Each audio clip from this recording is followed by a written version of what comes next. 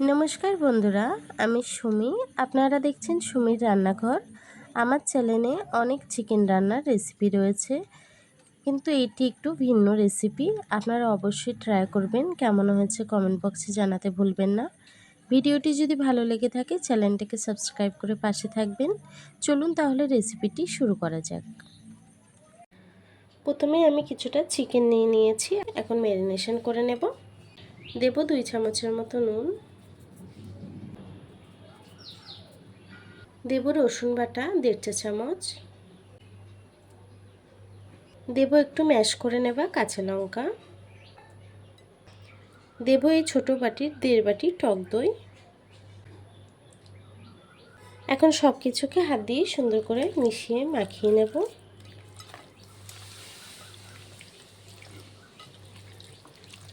সুন্দর করে দইটা দিয়ে মেখে নিয়েছি। এখন যে বাটিতে দই মেপেছিলাম ওই বাটির 1 বাটি তেল দিয়ে দেব, রান্নার তেল। আপনারা চাইলে সরষের তেলও দিতে পারেন। আমি তেলটাকে দিয়ে আরও একবার সুন্দর করে মেখে নেব।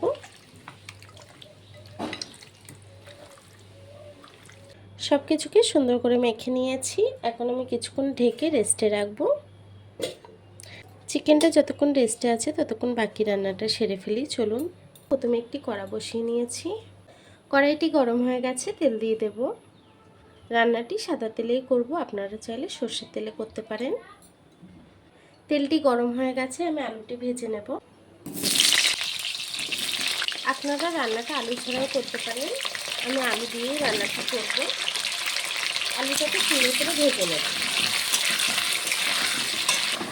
দেখুন আলুটি কিন্তু ভাজা হয়ে গেছে, এখন আলুটিকে তুলে নেব।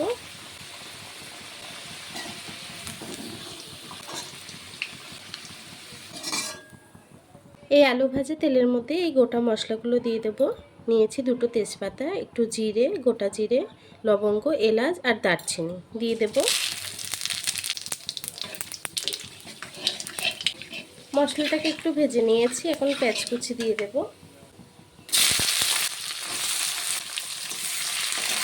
পেঁয়াজ কুচি নরম না হয়ে আসা অবধি পেঁয়াজটাকে ভেজে নেব। পেঁয়াজটিকে লাইট ব্রাউন করে ভাজা হয়ে গেছে। দেখুন পেঁয়াজটি কিন্তু লাইট ব্রাউন কালার চলে এসছে। এখন আমি যে চিকেনটা ম্যারিনেশন করে রেখেছিলাম চিকেনটাকে দিয়ে দেব।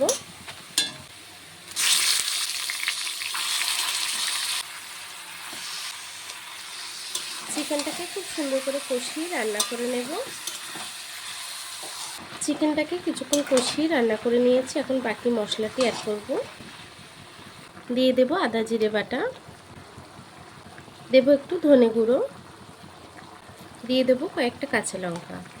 ঝালটা যতটা পছন্দ করেন সে অনুযায়ী দেবেন। সব কিছুকে দিয়ে আবারও কষিয়ে আমি রান্না করে নেব। দেব কিছুটা কাশ্মীরি লঙ্কার গুঁড়ো,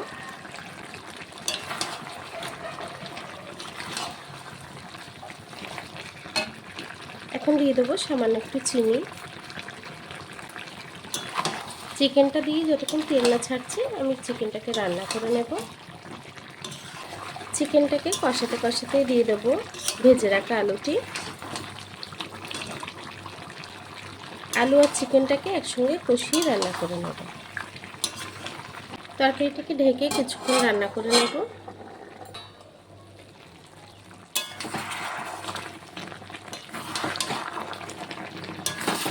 চিকেনটি কিন্তু 50% কুক হয়ে গেছে।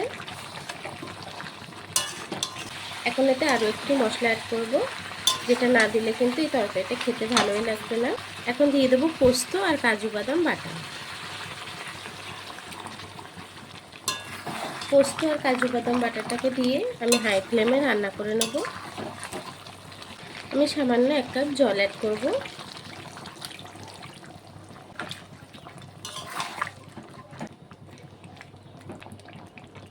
এখন আমি তরকারিটিকে ঢেকে রান্না করে নেব। দেখুন বন্ধুরা তরকারিটি কিন্তু হয়ে গেছে। এখন গ্যাসটিকে বন্ধ করে দেব। তরকারিটিকে এখন নামিয়ে নেব।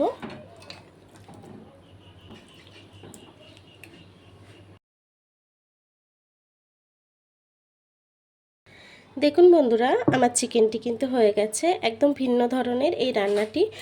আমার এই রেসিপিটি যদি ভালো লেগে থাকে চ্যানেলটাকে সাবস্ক্রাইব করে পাশে থাকবেন। আর এতক্ষণ ধরে আমার এই ভিডিওটি দেখার জন্য আপনাদেরকে অসংখ্য ধন্যবাদ।